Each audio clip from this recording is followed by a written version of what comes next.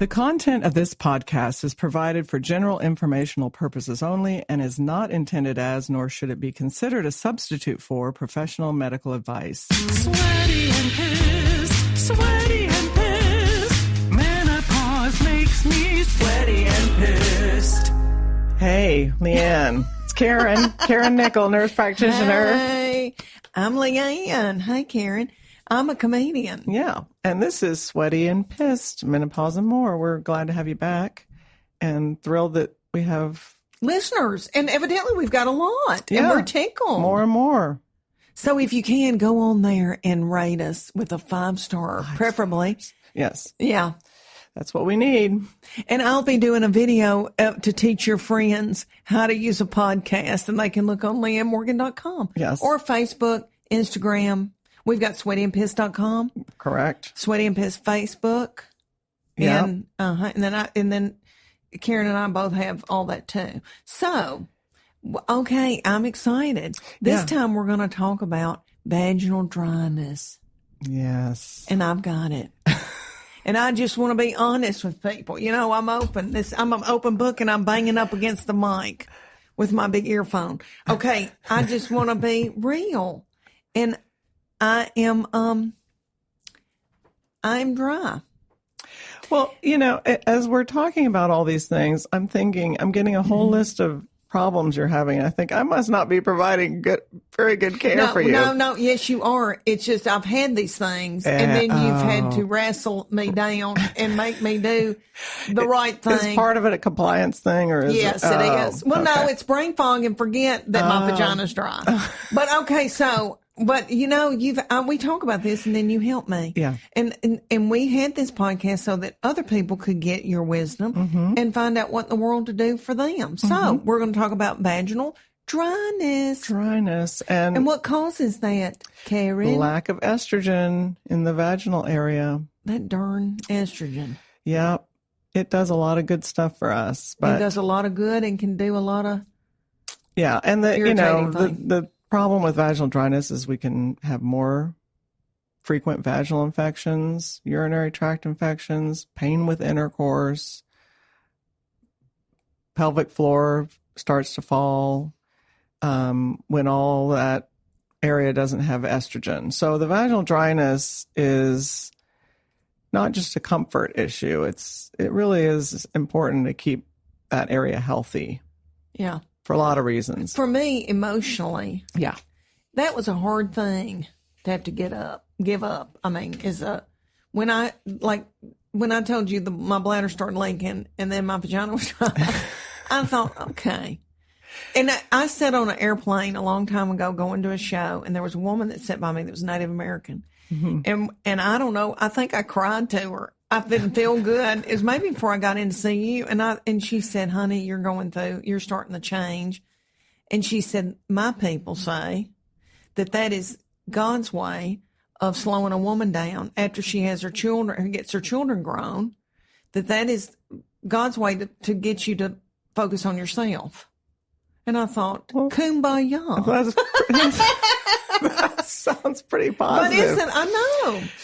Okay, but emotionally, that was a hard thing for me because I had never had that problem. I heard of other women having that. I probably didn't reach that kind of problem till maybe 50. And so in my 40s, I was still good. Yeah. I was still good with all that. Well, and it makes you feel young and vibrant. Well, remember in your 40s, you were making a bunch of estrogen. Yeah. That was, we were dealing with the whole estrogen dominance problem that we talked about earlier. Yes. So, and I've still got a lot of... So I come back and forth. Can you come back and forth? Well, vaginally dry and then you're not? Well, because remember you got that big old surge of estrogen after you'd been... I was so proud of that. Menopausal. I know. I walked out of there with my chest up like that rooster on Bugs Bunny, remember? But I felt I thought, oh my gosh, I'm not dead yet. Yeah, you were empowered for sure. I was. Yeah. So so that's the upside of having all that estrogen and during perimenopause is that we typically don't have vaginal dryness during that time. So, but then once the estrogen level drops, and that's when we go into menopause, is when we stop making estrogen. Average age of menopause is 51. So when that happens, then we don't estrogenize the tissues in the vaginal area and we get dryness. And then we get the problem of pain with intercourse. And, menopausal women are already struggling with libido issues. Oh, yes. Sex drive issues. And then you add pain to it. And murder. It's like, we don't do stuff when our hand gets slapped, we stop doing that. You don't touch the stove. Yeah, exactly. So, well, isn't that crazy? That all happens at the same time. Yeah. And I know that God is almighty and he has a plan. And I'm not trying to question, but that is crazy to me. Why would we have, during pioneer times, would we have already been dead and then we wouldn't have had to worry about that? Exactly. Because basically you went through your reproductive years, and when you were no longer reproductive, that's about when we died. So now we're living 30, 35 years beyond menopause, onset of menopause, and what are you going to do? So that's. Well, thank goodness for people like you. Okay, so we were going to talk about, or do you need to say anything else about medical of what this all is about? Well, no, I think that we'll talk about your the options you have to help with vaginal dryness. Yes, let's talk about that. Well, there's vaginal estrogen, and as I mentioned in the previous podcast, we can do vaginal cream. There are vaginal pellets that can be compounded. There's vaginal tablets that are manufactured, all of estrogen, either estradiol or estriol, and you use it twice a week. So it's not like you're having to do this every day. Yeah. Twice weekly is usually sufficient. And if you want non-hormonal moisturizing options, there are over-the-counter products like Replens.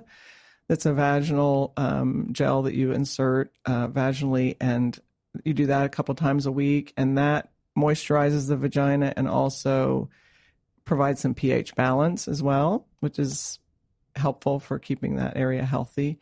Coconut oil can help. So those are just some things that you can do. And you like more natural, because Astroglide came out and everybody was like, oh, wow, there's Astroglide. And then I've got friends that have gone, here, Leanne, try this lubricant. And it's in a big black bottle that looks like something twisted. Now that has got chemicals and weird mess. And if you put that in your vagina, you got all kinds of problems coming. Yeah, the vagina is that tissue is very absorptive. So, whatever you put in there, you're going to absorb. So you don't need to use funky things for a lubricant. And I noticed the other day, because I was going around, I was looking on that aisle because I have a low libido, and I was thinking, what is in here that's warming or something? I don't know what something magical. Something magical. And they had, there's always been KY. Well, they had a natural KY that's now made out of botanicals. Yeah. I don't know if it may still have something in it that is not cool. It may be great. I don't know. I didn't buy it because I thought, I don't feel like having sex. I don't want this, which is terrible. But I have that big jar of coconut, Crisco organic. Crisco made an organic coconut oil. Crisco did? Yeah. And, I'm from the country, so I love my Crisco. Yeah. But anyway, I've used that. I put that big jar. And I'd like to say that but I also use it as a moisturizer. And sometimes it's something to put on my hair. Yeah. But I'd like to say that I've been doing it a lot. And I need to replenish my coconut jar of Crisco. But I haven't. You know that I have struggled with low libido. But I feel fat. And I am too fat. All right, now I feel fat, and my stomach is just like somebody's kneading dough. And I used to have a flat stomach. I've always had a big butt, but that's worked to my advantage. A big butt. I got a husband with health insurance with that butt. Okay, so then I had a flat stomach. Now that's goobity goo. I've got on big panties. I don't feel pretty in my panties. I've got gowns that are so bad looking. I need to get rid of these gowns. They look like a meemaw. But I try to get something that's cool wicking or whatever that I don't Sweating. all night and feel like I've done Zumba. Okay, but I was telling you that I've known 2 women in my 40s and 50s that want to do it. And I told them, I go, shut up and don't tell anybody that you still that you want to do it because you're ruining it for the rest of us. But they feel good and they're probably out running and jogging and they're eating, no gluten and no dairy, but they feel like doing it. And so, I don't, for a number of reasons. I get worried about my bladder. I think, is there an odor? Is Chuck going to think Leanne's unclean? I've not been watching Game of Thrones. That sounds like something somebody would say in a village, doesn't it? Medieval. She's unclean. And they throw fruit at them. I can't even talk. Okay, so we were talking about relationships. Yes. And you've said to me, relationships, that's a big deal. Makes your vagina dry. When somebody's being a butthole. Yeah. When you don't communicate. Right. When you're tired. You're stressed. Paying for somebody's wedding. Yeah. Or, because when you get in your 50s, late 40s, 50s, your kids are getting out, or maybe they are playing on the football team. The coach isn't letting them play. You're ready to kill somebody. Yeah. We all go through things with our babies where we want to kill, and it doesn't matter if they're 25. Somebody does them wrong, I'm going to beat them to death. I mean, I'm out trying to figure out. Okay, so I don't really want to beat anybody to death. You know what I mean? All right, so you get all those things. Yeah. You're not sleeping. Right. You sweat all night. You're trying to do too many things.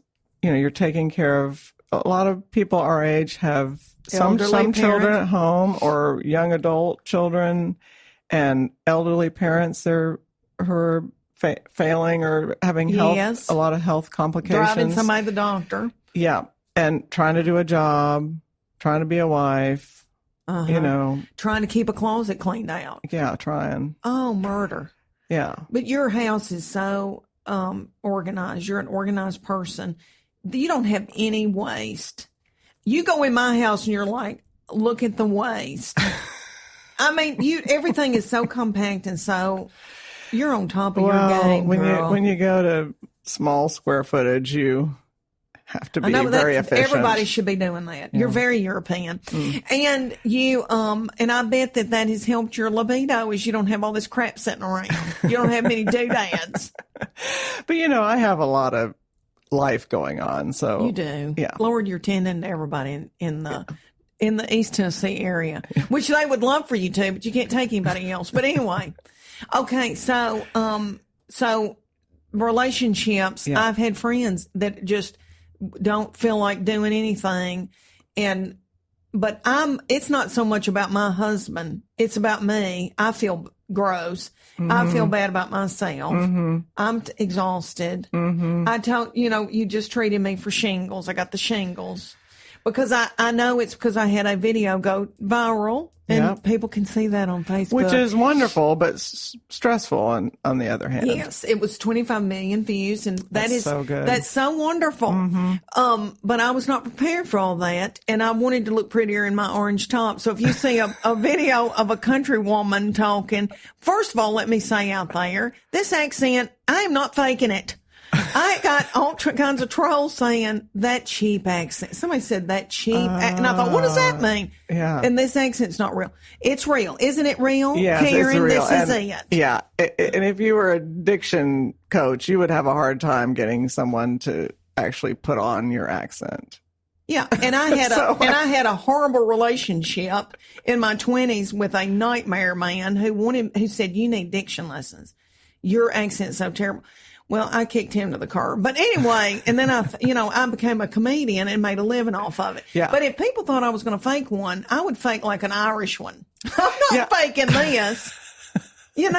I know. How crazy. It's it's a very special accent. I mean, thank you, my darling. I mean, I don't know anybody who says the word pissed with 3 syllables. Yeah. Am I yelling Forrest? Forrest is in here. And has to hear about my dry vagina and then work my mic. Thank you, my darling. Okay, so I got the shingles. Yes. And And my husband is 52, plays a lot of tennis, Yeah. eats right. You know, Chuck's Right. like you. He's on top of things. He's got drive. He's a goal oriented. Yeah. So if he wants to lose weight, I'm going to do this, and he And he loses does it. 25 pounds. Yeah. Yeah. So I assume that was why his testosterone is healthy, and I didn't know if you'd done anything for him, and I resented it if you did. But I got the shingles, and I was telling you that Chuck, shingles are horrible. Yeah. I had a low-grade fever. Well, and you had them on your face. I had them on my face, and A performer with- Yes, and I had to do 2 or 3 shows in the time that I've had these blisters, and you can still see them, but they're doing better, Much better. But I had and up in my scalp, and I was, miserable. The nerve pain, shooting, horrible pain, terrible. And what does Chuck do? Reach over and try to grab my boob in the night with me with shingles. So. The drive, I don't know where it comes from, and I know I'm thankful for it. If he didn't have the drive and he didn't want to do it, then I'd have something else to worry about. Yeah, But because you're about affirmation, remember? I am, but I'm not physical touch.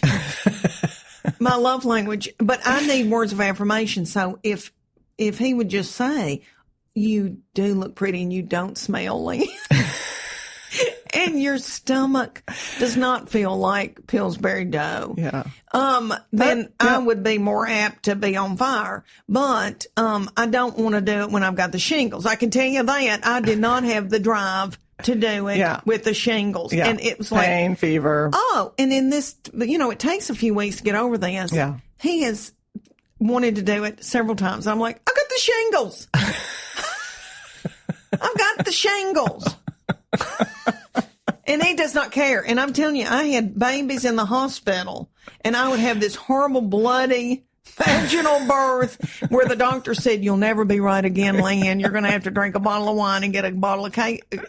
That's what he said to me. And I thought, my life is over. And then here comes Chuck, and I'm trying to nurse one baby on one side, and here comes Chuck sneaking in trying to touch me. And I'm in the hospital. But I've heard other women say that a man will...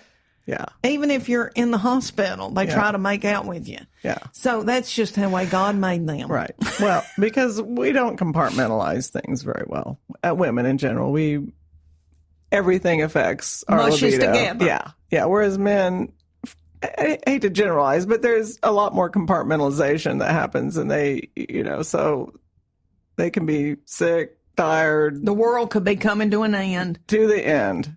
Job, whatever. Nothing. They can Nothing still do yeah. it. But it's all connected with us from the time you get up in the morning. When somebody says, "Goodbye, I hope you have a good day." Yeah. Not, "Did you not get any more burritos?" Breakfast burrito. That sets up a whole tone. So by the end of the night, my vagina is so dry. But I had a show in Nashville, had a really nice hotel. He happened to be in town at another thing, and he said, "You come over here." And I go, "You come over here." So he came to my hotel, and something about being in a different place and the house isn't dirty, or there's no laundry, or somebody didn't put the towels in the dryer. And I was able to, things went well. Yeah. It does help to get away. It helps to get away, and it helps for people not to be a butthole. Yeah. And we've talked before about, ways to keep the pelvic floor healthy. Yes. And, definitely having intercourse is a use it or lose it type thing. And I've always heard that, and I didn't believe it. Yeah. But that's it, Karen. If you see women that have a healthy sex life and continue to do it, what are we talking about? How many days a week do doctors think? Like twice? Yeah, I just think once or twice a week for maintenance, For maintenance. So I'll think of it that way now. That's a good way to look at it. But, because if you're going months which a lot of they couples do, and that's sad. And then that's and then it gets hard. awkward. Yeah, and then it's very painful. It's very painful, and it's, and so then you don't want to do it again for months because it's so painful. So, yeah, it definitely helps to maintain a healthy sex life.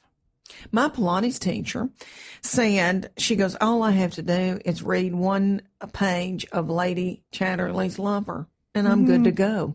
Well, there you go. And that's not nasty, is it? And that's not against the Lord. But I do think, I don't know, is that on the banned book list? I have no idea. Well, it may be at a, at some little school somewhere, but I think it was literature. Yes. And she, so she said that really helped her. And I think things like that do. Yeah. I think you have to be intentional about having a healthy sex life. And women, it's in our head. Yeah. So if you can get it in your head, Yeah. And, I think I have a lot of patients who come in and say, I don't have any sex drive. I think I have no testosterone, which testosterone does help with sex drive. But I have lots of women who have perfectly healthy testosterone levels. And they don't want to do it. And they don't. Because it's not just about our hormones. It's about so many things. Mm-hmm. Okay. I went to get my baby her prom dress in Asheville, North Carolina one time on the way back from a show. Mm-hmm. And she was with me. And we stopped at this big prom store. Big prom dress store, evening gown store. And this little woman who's darling in a Spitfire. I don't know, you know me. I guess I asked something. Anyway, we got to talking. She had pellets. And her little husband had the Domino's franchise in Asheville. Or something to do, maybe it was Papa John's. I don't know. Anyway, he said he came in there to drop off some mail or something. And he said, she was talking about her pellets. And he goes, she's killing me. She wants to do it all the time. And he goes, I'm exhausted and I'm making these pizzas. Anyway, so she was like, oh yeah, honey, girl, you need to get some pellets. Now I know I came back to you and said, why can't I have pellets? But you are okay with pellets. You just don't like them. You don't think you think there's better things. Well, I think for some people, it really is the perfect thing. I think there are some people who do super well with pellet insertion. But I think there are some people where it's just too much hormone. Because when you do pellet insert, and we're talking about pellets that are inserted in the hip region, just under the skin, and they last for 3 to 4 months typically. And we use estradiol specifically, and testosterone pellets. We don't do progesterone pellets. And when you use the estradiol and testosterone pellets, typically the serum levels, the blood levels, will get quite high. Like oftentimes the testosterone will get in the male range for women. Yeah. So, and some people, like your prom dress lady, which can I just say that how you went shopping for a prom dress and found out this woman has pellets. I know. But I'm a talker. Stunning. I'm a talker. Well, thank you. But I know Chuck would say, we can't go anywhere. Yeah. But Leanne, if she's not the last one to leave, and she gets in people's business. I don't mean to. People tell me stuff. Okay, so anyway. So the testosterone levels, if they're up in the male range, that's you're really going to have a bump in sex drive, which is good. But then some women, when their testosterone levels are that high, have end up with acne and oily skin and hair loss and a lot of high testosterone symptoms that you do not want.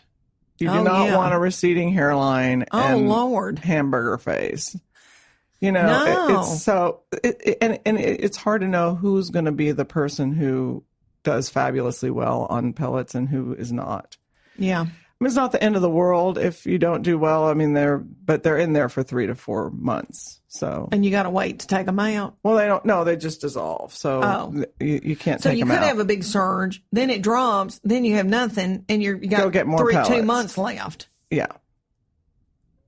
So like I said, they're great for some people.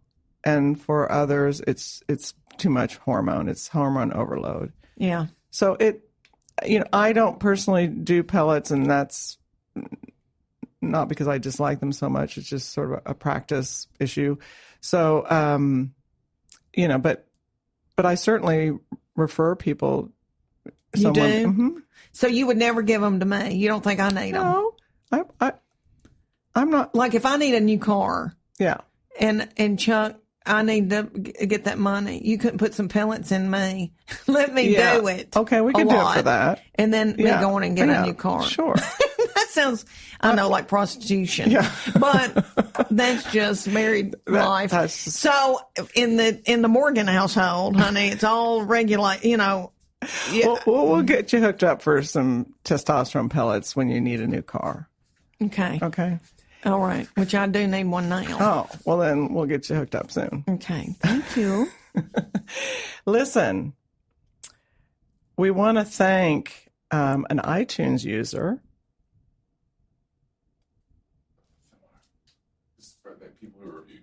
And these are people who reviewed our podcast. Oh, yes. Thank you. Those precious people. And the username is maybe I'm a princess. Yeah.